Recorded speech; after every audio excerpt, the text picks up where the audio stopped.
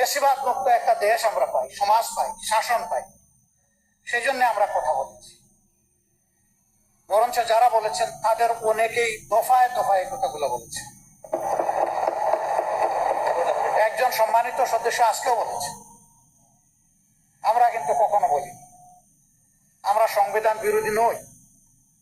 সংবিধানের ওই জায়গাগুলো আমরা চাই না যেই জায়গা গত 54 বছরে ফেসিবাদের জন্ম দিয়েছে দফায় দফা। ওই জায়গাগুলো সংস্কার চাই। এরপরে বলা হচ্ছে আমরা জুলাই সনদের, মনে হচ্ছে যে আমরা মুখোমুখি হয়ে যাচ্ছি। জুলাই সনদ গণঅভ্যুত্থানের অংশ, হৃদয় কলিজার একটা অংশ। আমরা এটার বিরুদ্ধে যাব।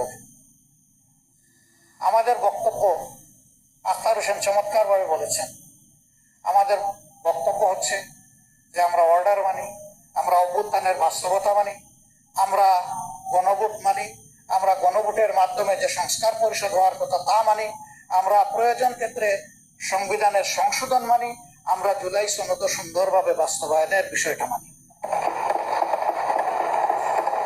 এই কোনো জায়গায় অমান্যের কোনো জায়গা আমাদের পক্ষ থেকে নেই।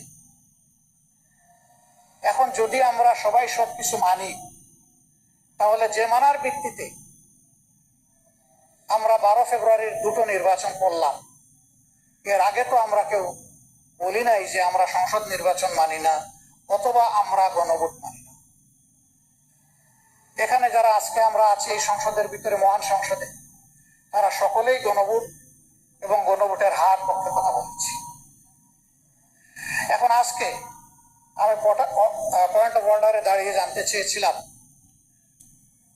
যে সমস্ত অধ্যাদেশ এখানে আমাদের বৈধতা দেওয়ার জন্য, আইনগত রূপ দেওয়ার জন্য এসেছে, এই আলোচনা সেইটা কিনা। প্রথমে মাননীয় আইনমন্ত্রী